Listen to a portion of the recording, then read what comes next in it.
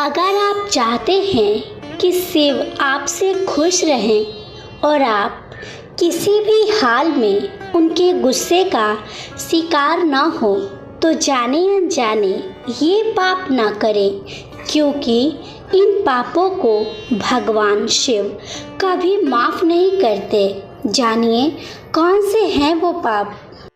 शिव को भोलेनाथ कहते हैं क्योंकि शिव सादगी पसंद ईश्वर है। उन्हें कच्चा फल पसंद है। एक लोटा पानी से भी शिव खुश हो जाते हैं। खास तौर से अगर आप अपनी ज़िंदगी से निराश या हताश हैं तो आपको शिव की पूजा जरूर करनी चाहिए। पर भोलेनाथ जितनी जल्दी खुश होते हैं उतनी ही जल्दी नाराज भी होते हैं, खास तौर से ऐसे लोगों से जो बेईमानी और धोखेबाजी करते हैं। शिव पुराण में कार्य, बात व्यवहार और सोच द्वारा किए गए कुछ पाप वर्णित है जिसे भगवान शिव कभी क्षमा नहीं करते। ऐसा व्यक्ति हमेशा ही शिव के कोप का भाजन होता है और कभी भी सुखी जीवन व्यतीत नहीं कर सकता।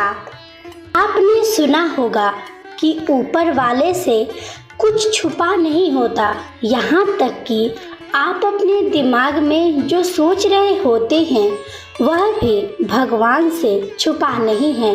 इसलिए भले ही बात और व्यवहार में आपने किसी को नुकसान ना पहुंचाया हो, लेकिन अगर मन में किसी के प्रति कोई दुर्भावना है या आपने किसी का अहित सोचा हो तो यह भी पाप की श्रेणी में आता है। नंबर 1, शादी तोड़ने की कोशिश। भगवान शिव को ऐसे लोग बिल्कुल पसंद नहीं हैं जो अपने रिश्ते में ईमानदारी नहीं रखते। खास तौर से किसी दूसरे की शादीशुदा जिंदगी को तोड़ने की कोशिश करने से भोलेनाथ नाराज होते हैं और इस पाप को माफ़ नहीं करते। दूसरे के पति या पत्नी पर बुरी नज़र रखना या उसे पाने की इच्छा करना भी पाप की श्रेणी में आता है। नंबर 2, पैसों की धोखेबाजी। दूसरों का धन अपना बनाने की चाह रखना, पैसों की हेरा फेरी करना और धन संपत्ति लूटना भी पाप की श्रेणी में आता है। भगवान शिव के लिए यह अक्षम्य अपराध है। नंबर 3, कष्ट देना।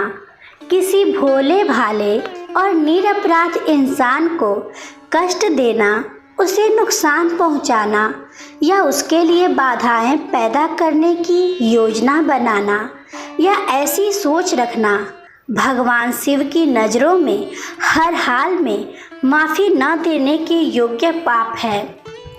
नंबर 4, गलत रास्ता अपनाना। कुछ लोग रास्ता भटक जाते हैं पर सही निर्देश मिलने पर वापस सही रास्ते पर आ जाते हैं। पर कुछ लोग ऐसे भी होते हैं जो सही सुझाव मिलने के बावजूद बुराई का साथ नहीं छोड़ते और बुरी राह को खुद चुनते हैं। ऐसे लोगों के पाप अक्षम्य होते हैं। नंबर 5, बुरी सोच।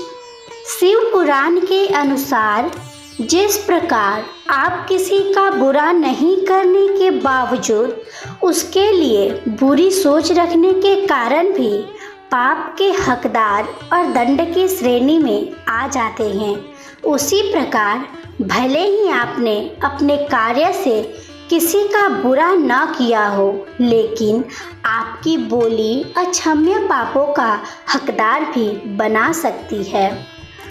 नंबर 6, गर्भवती महिला को कुवचन। किसी गर्भवती महिला को कटु वचन कहना या अपनी बातों से उसका दिल दुखाना शिव की नज़रों में अक्षम्य अपराध और पाप है। नंबर 7, नुकसान पहुंचाने के लिए झूठ बोलना। किसी के सम्मान को हानि पहुंचाने की नीयत से झूठ बोलना छल की श्रेणी में आता है और अक्षम्य पाप का भागीदार बनाता है। नंबर 8, अफवाह फैलाना। समाज में किसी के मान सम्मान को हानि पहुंचाने की नीयत से या उसकी पीठ पीछे बातें करना या अफवाह फैलाना भी एक अक्षम्य पाप है। ऐसे इंसानों को भगवान शिव कभी माफ़ नहीं करते।